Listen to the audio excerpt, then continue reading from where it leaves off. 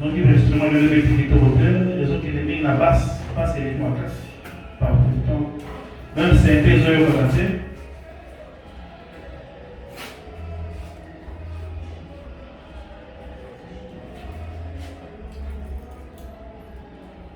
Bienvenue dans le Seigneur.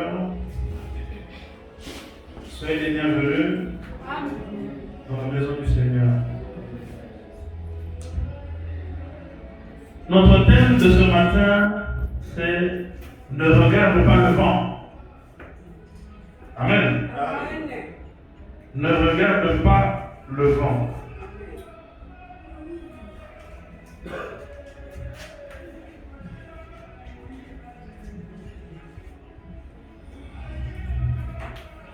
Nous allons lire la parole de Dieu dans le livre de Matthieu. Matthieu chapitre 14, du verset 24 à 31. Matthieu 14, 24 à 31. Matthieu 14, 24 à 31. La barque, déjà au milieu de la mer, était battue par les flots, car le vent était contraire.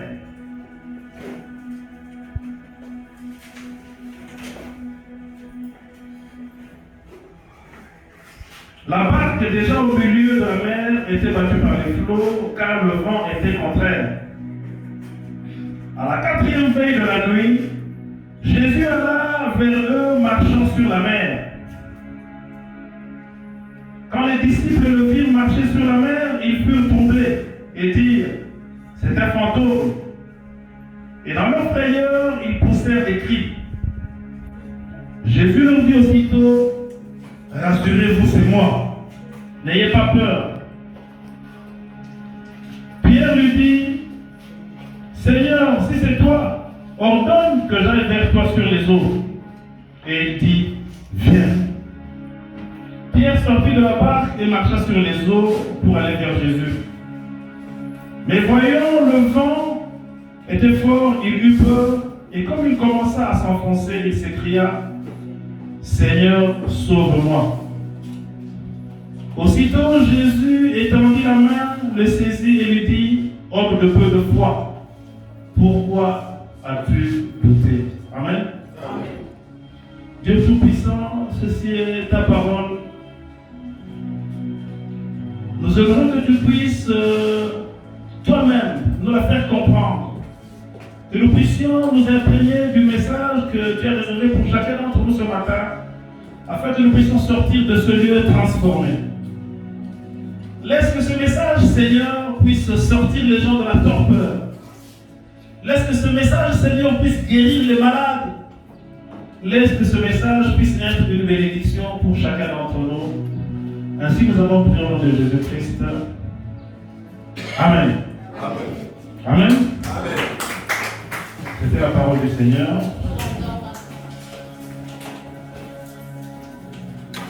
Comme je l'ai dit tout à l'heure, le message de ce matin est intitulé « Ne regarde pas le vent ». Nous avons l'habitude de regarder le vent. Avant de sortir, nous regardons le vent, nous regardons, mon bébé m'a cassé, vous le remettre. Chaque fois que nous faisons quelque chose, nous regardons le vent, nous regardons la température, nous regardons l'atmosphère. Est-ce que vous le remettre? Et la plupart du temps, quand nous voyons le ciel menaçant, nous avons peur. On aurait pu avoir quelque chose d'important à faire, mais quand on regarde le vent, quand on regarde l'atmosphère, on reporte ce qu'on devrait faire. Amen. Amen. Alors voici, on dit ceci, la barque était au milieu de la mer.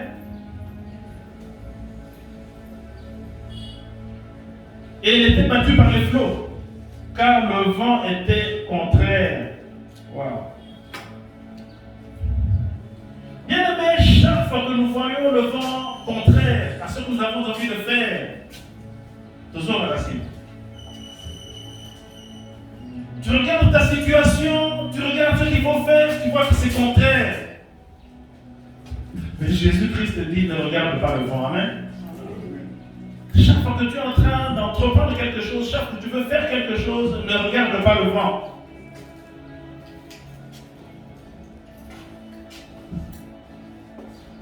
La quatrième veille de la nuit, Jésus alla vers eux marchant sur les eaux. Cette scène se passe après le miracle de la multiplication des pains. Jésus a renvoyé ses disciples, il les a dit, précédez-moi. Allez dans la barque, traversez. Les disciples ne se sont pas demandé comment est-ce qu'il va les suivre. Prenez la barque et partez. Ils ont pris la barque, ils sont partis. Et Jésus les a suivis bien plus tard après Basaki Jamoussika. Alors lorsqu'il les a suivis, il n'avait pas un autre moyen de transport que de marcher à pied. Amen. Il a marché sur les eaux.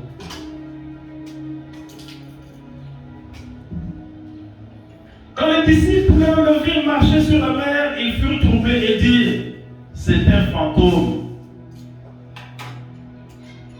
Effectivement, chaque fois dans le monde, quand nous voyons quelque chose d'extraordinaire, nous l'attribuons au diable.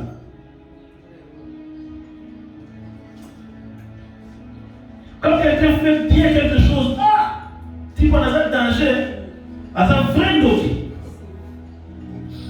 Grâce au Seigneur, on a ça. On oublie que les grands miracles appartiennent à Dieu et les choses extraordinaires appartiennent à Dieu. Amen. Ils ont vu un fantôme et ils ont pris peur. Et Jésus leur dit,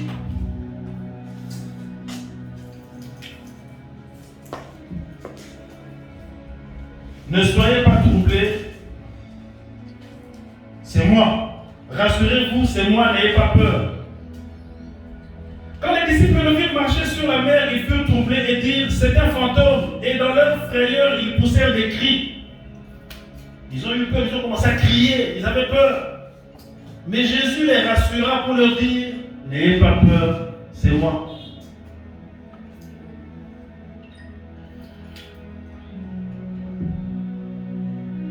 Pierre lui répondit, Seigneur, si c'est toi, ordonne que j'aille vers toi sur les eaux. Pierre a éprouvé l'esprit. Amen.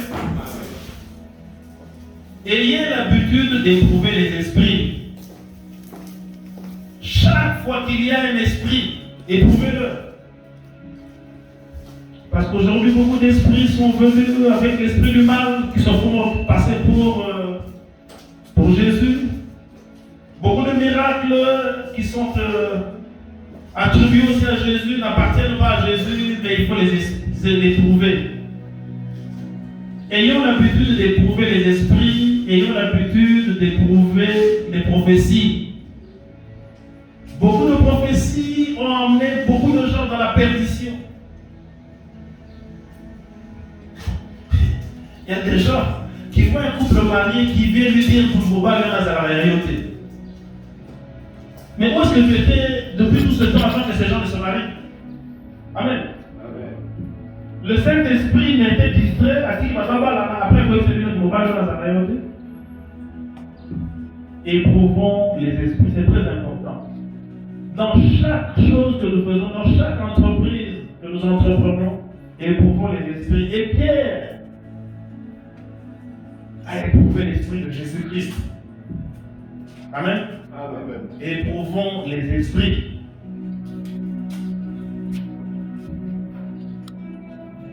Et Jésus lui répondit, viens. Ça, c'est la partie la plus importante de notre prédication. Jésus lui répondit, viens. Bien-aimé, dans ton parcours et dans ta vie avec le Christ, qu'est-ce que Jésus-Christ t'a dit? Est-ce que tu as déjà entendu ainsi dit l'Éternel pour ta vie?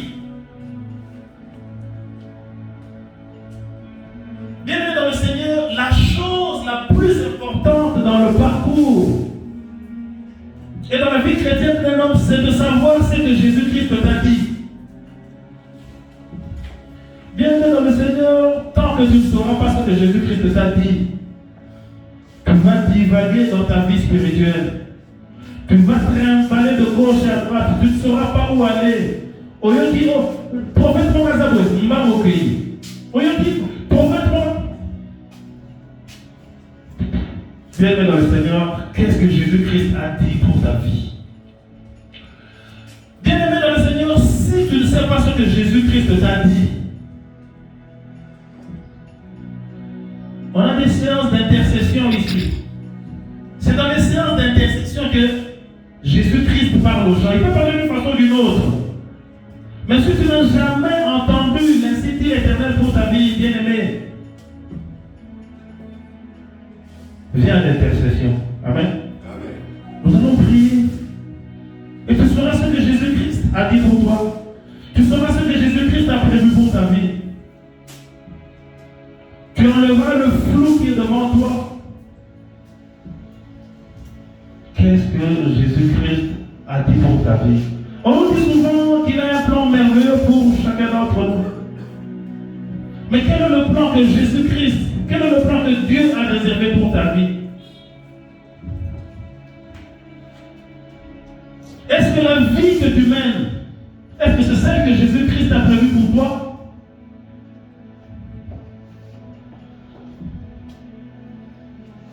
Jésus-Christ lui dit, viens.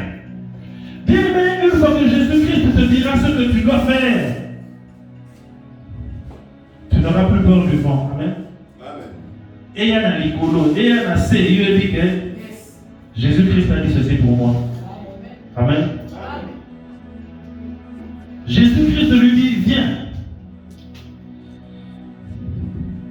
Pierre sortit de la barque et marcha sur les eaux pour aller vers Jésus-Christ. Waouh! Si Pierre a pu marcher sur les eaux, c'est parce qu'il a entendu la voix de Dieu. C'est parce qu'il a entendu la voix de Jésus-Christ. Parce que c'est la voix de Jésus-Christ qui donne la foi. Amen. Beaucoup de gens se sont appropriés par des promesses des autres. Dans la Bible, il est dit ceci. Alors, dans la Bible, dans le livre, il n'est pas carrément dans parce qu'on a dit ceci dans la Bible. Mais est-ce que ce qu'on a dit dans la Bible, c'est pour toi? Aïe, c'est compliqué. Aujourd'hui, la plupart des promesses que l'on donne aux enfants de Dieu, ce sont des promesses de l'Ancien Testament qui n'ont rien à voir avec nous. Et les gens s'accrochent à ça. Demain, quand ils seront déçus, ils vont faire de Dieu un menteur. Bien aimé, il faut faire très attention. Qu'est-ce que vous écoutez? Où est-ce que vous prêtez votre oreille? Quel est le message qui vous est réservé? La plupart le font par ignorance. Excusez-moi de le dire, beaucoup de serviteurs de Dieu, 98% des serviteurs de Dieu sont dans l'ignorance. Ils prêchent la parole de Dieu qui n'est pas la parole de Dieu, croyant que c'est la parole de Dieu. Bien aimé, laisse-moi te dire que les promesses de l'Ancien Testament ne sont pas nos promesses à nous. Il ne faut pas s'approprier dans l'Ancien Testament, bien aimé. Il ne faut pas faire cette erreur. Amen. Je risque d'être déçu. Ce qu'on prêche dans l'Ancien Testament, bien aimé, laisse-moi te dire, c'est le judaïsme. C'est ce que les gens n'arrivent pas à comprendre. Ce sont des promesses qui ont été faites aux Juifs. Nous ne sommes pas les Juifs. Nous ne sommes même pas leurs descendants. Aux Juifs, promesse, c'est la Juif. Aux Juifs, quand même, la Bible dit ceci. Non, ce n'est pas ta promesse. Qu'est-ce que Dieu a dit pour ta vie? Pour Pierre, Jésus-Christ lui a dit, viens. Il en a fait sa foi, ça lui a permis de marcher sur les eaux. S'il n'avait pas entendu l'incité de l'Éternel, il n'aurait pas pu marcher sur les eaux. Amen. Amen.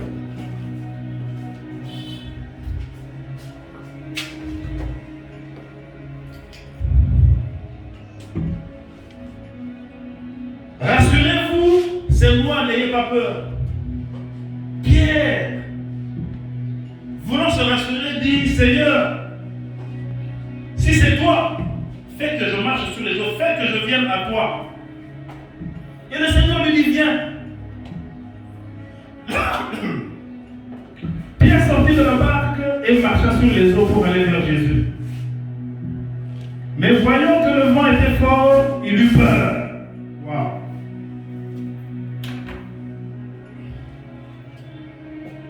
Bien-aimés dans le Seigneur, beaucoup d'enfants de Dieu ont entendu ainsi dit l'Éternel. Ils ont été convaincus, ils ont été guidés par leur foi. Mais voyons peut-être que les choses ne marchaient pas comme ils l'auraient espéré. Ils ont regardé leur situation. Et ils ont pris peur. Bien-aimés, quelquefois, Dieu ne vous montre pas exactement ce qu'est votre vie. Parce que lorsque vous regarderez votre situation, tu vas dire, prendre peur de non. Ça, c'est pas moi. Dieu peut te montrer ce que tu seras dans, peut-être même pas très loin, peut-être l'année prochaine. Mais quand tu regardes la grandeur de ce que Dieu a réservé pour ta vie, tu te dis, ah non, ça c'est pas moi, tu as peur. Bien-aimé, laisse-moi te dire, ne regarde pas le vent. Ne regarde pas ce que tu es aujourd'hui. Et ne regarde braquer sur l'insigne de l'Éternel. Amen. Qu'est-ce que le Seigneur a dit pour ta vie? Ce que le Seigneur dit pour ta vie, car ta main est tellement avec toi. Quand la situation de société.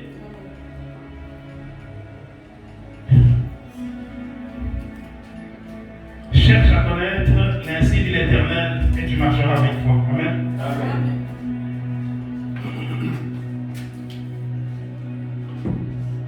Mais voyant que le vent était fort, il prit peur, et comme il commençait à enfoncer, il s'écria, Seigneur, sauve-moi. Beaucoup se sont avancés dans la vie chrétienne avec des promesses réelles, mais ne voyant pas clair dans leur vie, se sont dit, voyant la grandeur de la promesse, voyant les obstacles pour atteindre la promesse, ils ont pris peur. Qu'est-ce que le Seigneur a dit pour toi, mon frère? Qu'est-ce que le Seigneur a dit pour toi, ma soeur? As-tu déjà entendu ainsi dit l'Éternel?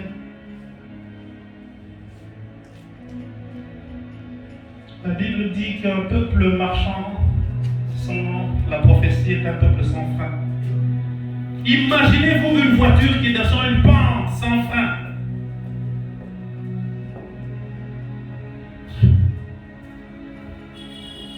Ce matin, en venant en voiture avec ma tendre épouse, je me suis dit, j'essaie un peu le GPS, parce qu'en Europe, on marche avec le GPS.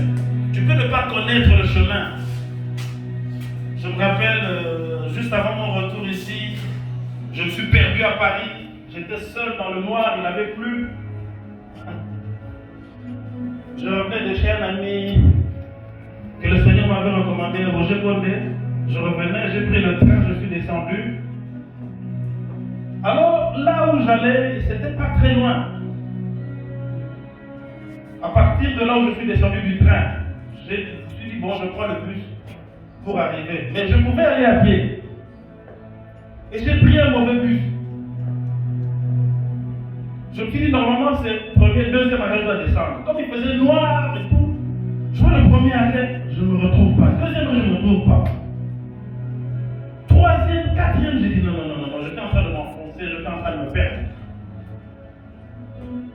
Je suis descendu à l'arrêt suivant. J'ai dit, qu'est-ce que je vais faire ici? J'ai pris mon GPS, mon téléphone, j'ai tapé, j'ai mis l'adresse de la maison. Ça me disait qu'il fallait faire au moins 25 à 30 minutes de marche. Mais comme il y avait le GPS, j'étais confiant. Chaque fois que j'avançais, il me dit, tourne à gauche sur telle avenue, je tourne. Tourne à droite sur telle avenue, je tourne. Tourne. Bien-aimé, l'ainsi dit l'Éternel est votre GPS dans la vie. Amen. Amen. Tu marcheras confiant parce que tu sais que celui qui est en train de me guider est le roi des rois. Amen. Tu marcheras confiant parce que tu sais que celui qui est en train de me guider est celui qui... Amen. Amen.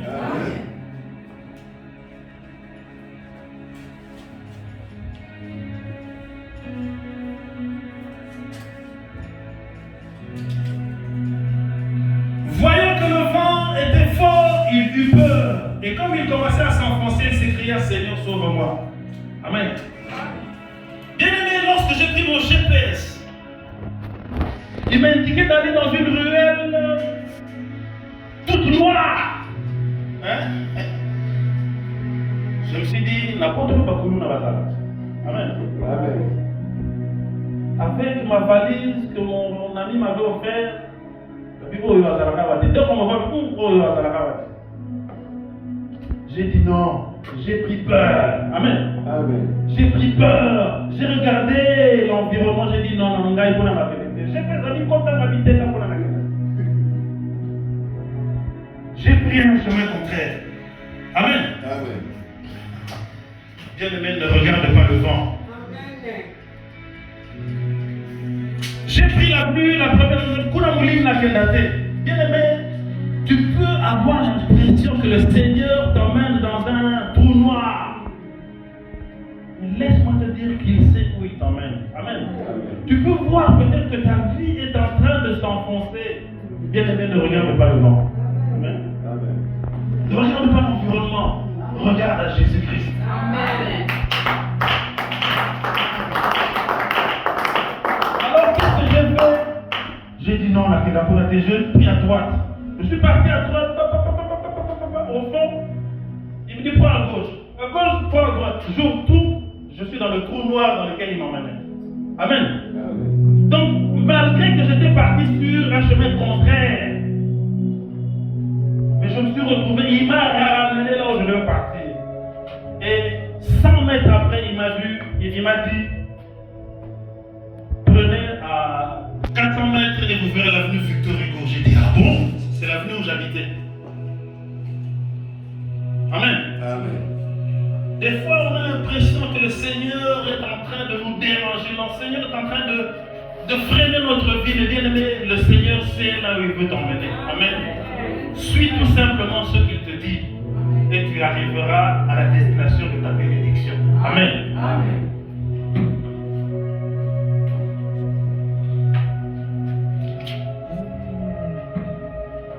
Voyant que le vent était fort, il eut peur. Moi aussi j'ai eu peur, c'est normal. Et quand il commença à enfoncer, il s'écria, Seigneur, sauve-moi. Oui, en effet, je n'ai pas hésité à dire, Seigneur, sauve-moi. Je suis perdu. Depuis 18h, ma fille m'appelait pour me dire, mais papa, quand est-ce que tu vas rentrer? Ici, il pleut. J'ai eu peur. J'ai eu peur de la pluie. Mais papa, comment tu vas faire? Le train, le dernier bus termine à telle heure. J'ai eu peur. J'ai dit, ma fille, ne t'en fais pas. Avant que je n'arrive, la pluie va s'arrêter. Amen. Et la pluie s'est arrêtée. Avant que je n'arrive, la pluie s'est arrêtée. Le bus termine à telle heure, mais en arrivant, j'ai trouvé un bus. Bien que j'ai confondu.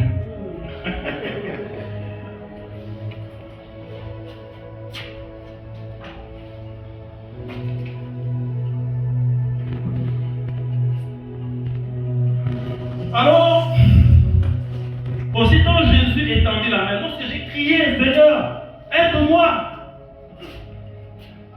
Le GPS me dira à 400 mètres, tournez à droite, avenue Victor Hugo. Le Seigneur a étendu sa main. Amen. Amen. Aussitôt Jésus étendit la main, le saisit et lui dit, homme de peu de foi, pourquoi as-tu eu peur? Jésus m'a dit pourquoi j'ai eu peur d'aller dans ce trou noir.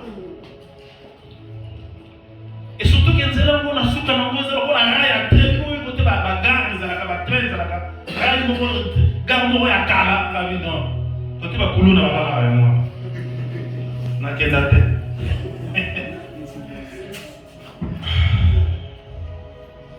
Homme de peu de foi, pourquoi as-tu douté? Bien-aimé,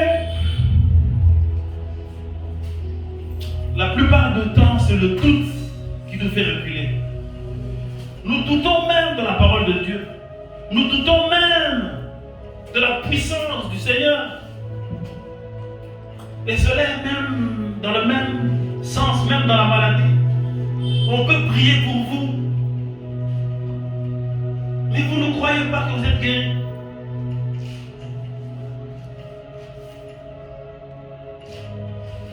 Je me rappelle, lorsque je suis arrivé à Paris, le Seigneur m'a recommandé de voir une personne, c'est un ami. Il s'appelle Papito. C'est vraiment un ami d'enfance, un grand ami à moi, avec qui on a vécu à Salombo et tout. Mais lorsqu'on a eu notre examen d'État, c'était un Angolais. Lorsqu'on a eu l'examen d'État, lui il est rentré en Angola. Son père avait été ici, ils étaient réfugiés. Et lorsqu'ils sont rentrés en Angola, son père avait été nommé ministre, DG, des trucs comme ça. Et il a eu une bourse. Lorsque moi je suis parti à l'armée, lui il est parti. Il a reçu une bourse pour partir en Bulgarie. Alors en Bulgarie, vous savez, nous à l'époque, tout ça qui bat mon boulot, bat mon mouvement. Et dans ce même rythme-là, lui il est parti en Europe.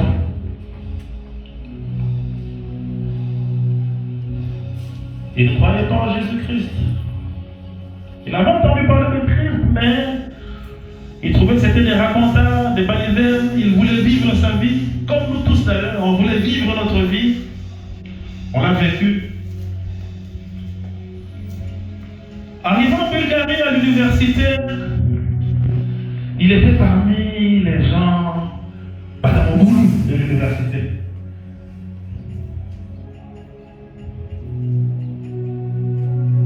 Bien aimé, Dieu appelle tantôt d'une façon, tantôt d'une autre. Amen. Un bon jour, pendant que les amis partaient en boîte, partaient s'amuser, il s'est dit, bon, aujourd'hui, je prends le train, je pars faire un tour.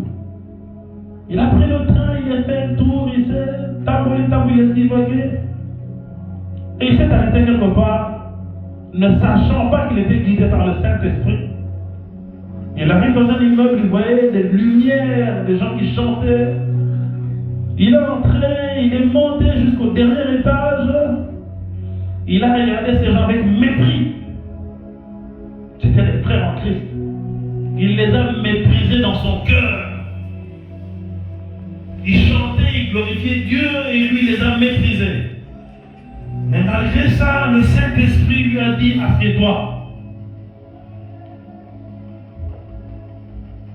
Ce jour-là, il s'est assis, il a écouté la parole de Dieu et il a commencé à pleurer. À pleurer, le Saint-Esprit l'a touché. Pour faire court, il a accepté le Seigneur Jésus-Christ comme Seigneur et Sauveur. Alors, en rentrant à l'université, les gens ne l'ont pas reconnu. C'était la vedette de l'université. Mais Dieu avait touché son cœur et il a commencé à évangéliser. Sans pour autant avoir lu la Bible.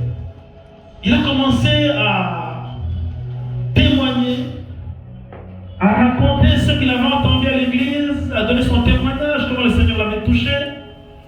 Et il a réussi à avoir 4, 5 ou 6 personnes. Le jour suivant, il les a emmenés à l'église. Wow.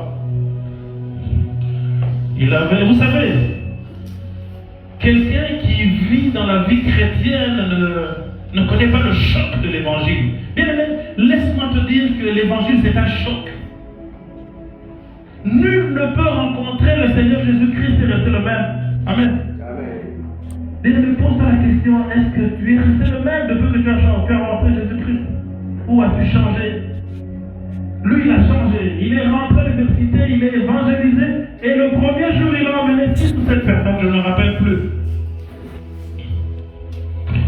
Et parmi les gens qu'il avait emmenés, il y en avait un qui était toujours malade. Alors c'était une maladie grave, c'était un Congolais. Parce que lui, souvent, il était dans la communauté congolaise. Bien qu'on ne l'acceptait pas comme Congolais, disons Congolais, mais comme il parlait lingala, il voulait bien vivre avec ses amis congolais. Alors il a emmené ce monsieur malade, il lui a dit, si tu vas dans cette église, tu seras guéri. Si tu rencontres le Seigneur Jésus-Christ, tu seras guéri. Si tu rencontres le Seigneur Jésus-Christ, ta vie sera transformée. Ce monsieur, tellement qu'il était malade, a accepté de partir. Il a accepté de suivre le groupe et ils ont pris le bus, ils ont pris le tram, ils sont arrivés jusqu'à l'endroit où il y avait le culte. Ils ont tous accepté Jésus-Christ comme Seigneur et Sauveur. Et pendant que l'on chantait, le monsieur malade, c'est vraiment quelqu'un qui est malade. Hein? Vous savez, il y a des gens qui vivent avec la maladie. Genre, quand tu le vois, tu sais qu'il est malade. Ce monsieur-là, directement, a commencé à sauter. Il ne pouvait pas courir, il marchait difficilement. Mais il a commencé à courir, à sauter, à glorifier Dieu dans l'église. Et il disait, Jésus-Christ m'a guéri. Amen. Amen. Il avait cru le même jour, et le même jour, il avait été guéri. Ils sont rentrés à l'université et ils ont commencé à partir régulièrement à l'église. Régulièrement à partir à l'église, le monsieur était guéri. C'était vraiment une maladie et chaque fois il fallait cotiser pour lui. Les amis congolais cotisaient pour lui parce qu'il était malade et les médicaments coûtaient cher.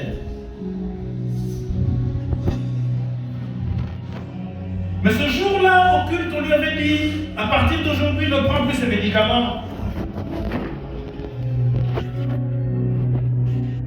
Comme tu es guéri, ne prends plus ces médicaments. Waouh, c'est pas facile. Vous avez une maladie chronique, une maladie qui vous persécute depuis la tendre enfance. Vous arrivez à l'âge de 20 ans, donc ça fait plus de 18 ans pour prenez des médicaments. Mais on vous dit, Jésus-Christ t'a guéri, ne prends plus ces médicaments. Les médicaments coûtaient cher. Lorsqu'il est rentré à l'université, il a pris tous les médicaments, il a jeté dans les WC et il a tiré la chasse. Les amis l'ont pris pour vous. Papa, tika, pas qui c'est sa chair, pourquoi t'attends? On ne sait jamais. Si madame, observez l'âme. Bien aimé. Observer, là, ça veut dire pas la main. Regarde le vent. Bien aimé, Jésus-Christ te dit ne regarde pas le vent. Regarde à Jésus-Christ. J'avais parlé à quelqu'un à qui Jésus-Christ a dit qu'il est guéri. Mais qui continue à regarder le vent. Bien aimé, sachez que le diable ne vous laissera pas. Le diable viendra souffler à votre oreille, bien aimé. Convoi cathicité. Bien aimé, Keba, Obitina Louté.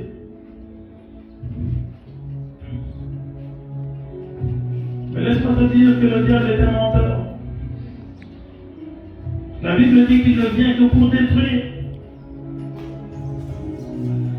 3 mois après, il ne prenait plus ses médicaments. Un bon jour, vers 3h, 4h du matin, il vient frapper à la porte de mon ami. Et quand mon ami l'a vu, il a su que la maladie était revenue. Amen. Amen. Il était transformé. À son idée, vraiment un malade. Pourtant, à son idée normal. Et dès qu'il a ouvert la porte, il est tombé dans la chambre de mon ami. Mon ami ne savait pas prier. Il ne savait pas quoi faire. Ils ont appelé l'ambulance. Qu'est-ce qu'il faut faire? Donc, tout ce qu'il faut faire, c'est appeler l'ambulance. Il ne savait pas prier. Et l'ambulance traînait. Et l'ami a perdu connaissance. Le malade a perdu connaissance. Il a paniqué. Ils ont eu peur. Il y a une parole qui est venue dans son cœur pour lui dire que le diable est un menteur. Amen. Bien-aimé, laisse-moi te dire que le diable viendra te souffler à ton oreille. Mais sache que le diable est un menteur. Amen. Tout ce que le diable viendra te dire, c'est pour te détruire. Alors, Papito s'est écrié, Diego, le diable est un menteur. Le diable n'est pas menti. N'écoute pas ce que le diable est en train de te dire. Réveille-toi. Réveille-toi. Il le disait en pleurant. Je n'ai pas la même émotion que... Je n'arrive pas à vous transmettre cette émotion-là. Mais lorsque Papy me racontait cette histoire, on était en voiture, on partait en province prendre ses enfants qui étaient dans un camp de vacances. J'ai commencé à pleurer. J'ai commencé à pleurer et j'ai commencé à prier tout au fond de moi, comme si j'étais en train de vivre l'événement. Je disais, Seigneur, relève, cet homme il est malade. Et pourtant, c'était un événement qui était déjà passé depuis plus de 4 à 5 ans. Mais tellement que l'émotion était grande quand il me racontait cette histoire, je pleurais et je priais. Papito ne savait pas prier à ce moment-là. Il disait juste à son ami, Diego, n'écoute pas le diable est un menteur. Lève-toi. À un moment donné, il s'est réveillé. Il a dit, non, le diable est un menteur. Il s'est levé, il a commencé à courir en criant, le diable est un menteur. Amen. Amen. Bien-aimés, dans le parcours de votre vie, combien de fois le diable ne nous a pas menti? Combien de fois le diable ne nous a pas trompé pour te dire, regarde ta situation, il n'y a pas de solution, mais bien aimé, laisse-moi te dire que la solution c'est Jésus-Christ. La solution réside dans ce que le Seigneur t'a dit. Qu'est-ce que le Seigneur t'a dit pour ta vie? Ne regarde pas ce que tu es. Je sais que tu as le cœur meurtri, tu regardes tout autour de toi, tu ne vois pas par où tu vas commencer. Bien aimé, laisse-moi te dire que le diable est un menteur. Ne regarde pas le vent, regarde à Jésus-Christ. Si tu n'as pas encore reçu l'ainsi dit l'Éternel, viens à l'intercession. Et le Seigneur te parlera, nous allons prier pour toi, afin que tu saches ce que le Seigneur te réserve, afin que tu saches ce que le Seigneur a réservé pour ta vie. Ne regarde pas le vent, le diable est un menteur.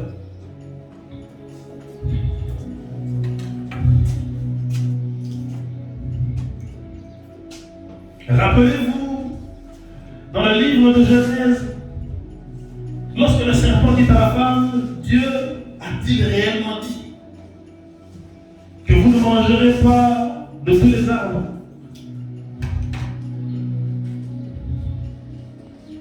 La tactique du diable, c'est de semer le doute dans ta vie. Amen. Un petit grain de doute peut détruire toute une vie. Amen. Tu doutes.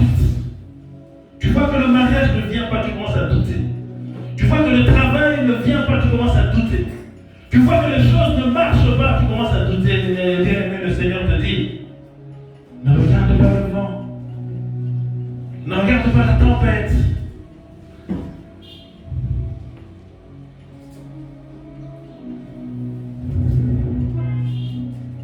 Je me rappelle à un moment donné, je passais des difficultés énormes dans ma vie. Mais j'avais entendu l'ainsi dit l'Éternel. Amen. Et c'est ce qui m'a permis de continuer à lutter. C'est ce qui m'a permis de continuer à espérer. Et jusqu'aujourd'hui, j'attends les promesses de l'Éternel. Ce que je vois, c'est juste un nuage, mais il y a des grandes choses qui sont devant. Bien-aimé, laisse-moi te dire, il y a des grandes choses qui sont devant ta vie. Mais ne regarde pas le vent. Si tu veux éprouver l'Éternel, demande-lui, Seigneur, si c'est toi, dis-moi que je vienne. Amen. Amen. Dis quelque chose pour ma vie.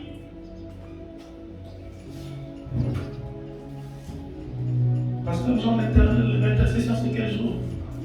Mardi. Mardi. Jeudi la nuit. Jeudi la nuit. Non, mais la journée, c'est quel jour? Mardi. Mardi. À quelle heure? 17h. Je vous invite tous à venir connaître l'ainsi dit l'Éternel pour votre vie. Je serai là et nous allons prier. Nous allons demander au Seigneur de nous montrer notre GPS. Amen. Amen. Lorsque j'ai quitté le matin, ce matin, maintenant le GPS m'a dit, tu arriveras à l'église dans 27 minutes. Amen. Amen. Wow. Et j'ai regardé l'heure qu'il était, je me suis dit, ok, il n'y a pas de problème, je suis dans le bon. Amen. Amen. Quel est le GPS de votre vie?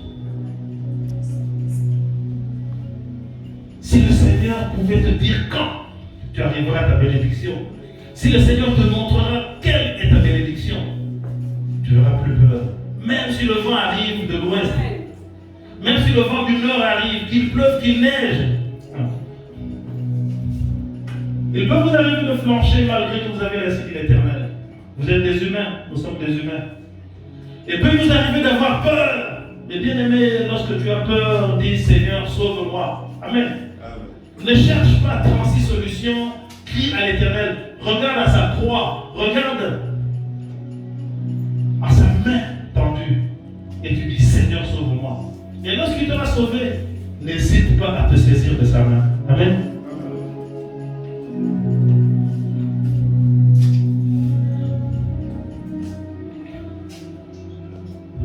Bien-aimé dans le Seigneur, j'aimerais te dire que le Seigneur a déjà exaucé ta prière. Amen. Si tu as prié, si tu as demandé quelque chose qui est conforme à la parole de Dieu, laisse-moi te dire que le Seigneur a déjà exaucé ta prière. Un homme ou une femme qui demande le mariage, bien aimé, laisse-moi te dire que le Seigneur a déjà exaucé ta prière parce que cela est conforme à la parole de Dieu. Un homme ou une femme qui demande du travail, laisse-moi te dire que le Seigneur a déjà exaucé ta prière parce que cela est conforme à la parole de Dieu. Alors, bien aimé, comme tu as déjà prié, ne regarde pas le vent. Mais qu'est-ce que le vent?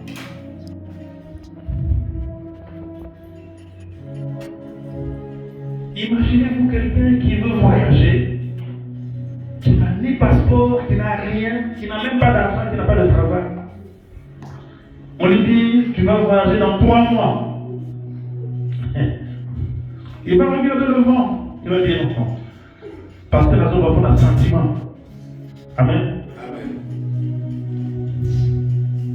Ne regarde pas la situation. Ce qu'il a dit, il l'accomplira. Mais il faut qu'il le dise. Ne prenez pas les promesses des autres pour vos promesses.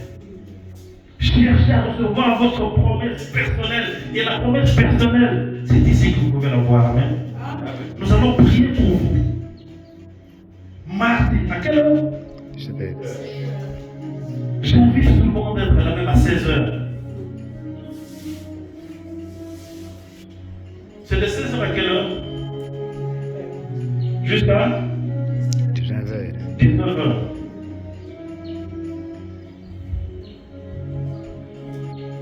Le thème de ce mardi, ça sera Seigneur, qu'est-ce que tu dis pour ma vie? Amen.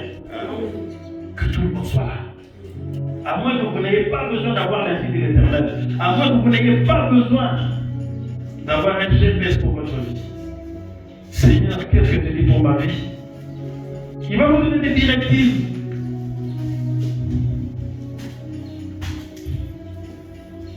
Et la veille, c'est quel jour? Jeudi.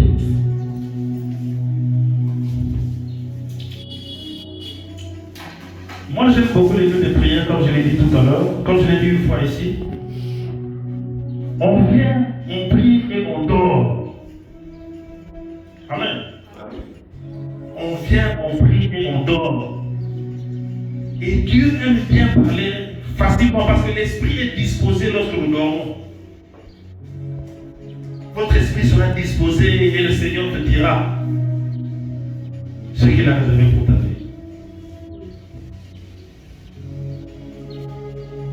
Ceux qui ne pourront pas venir mardi, jeudi ne manqueront pas. Amen. Je serai là. Jeudi ne manquons pas. Il faut que chacun sache ce que le Seigneur a réservé pour sa vie. Amen. Amen.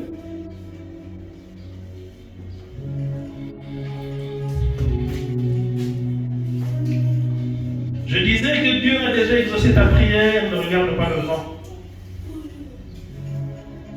Une fois que tu as reçu l'insigne de l'Éternel, crois seulement. Ne regarde plus à ta situation. Ne regarde pas à ta misère, parce que notre Dieu n'est pas un Dieu de misère. Ne regarde pas aux difficultés. On a prié pour vous. Malgré les symptômes, Dieu t'a déjà guéri. Crois seulement. Dieu t'a déjà donné ce que tu lui as demandé. Tout ce qu'il te demande. Ne regarde pas le vent et crois seulement. Amen. Amen. Que Jésus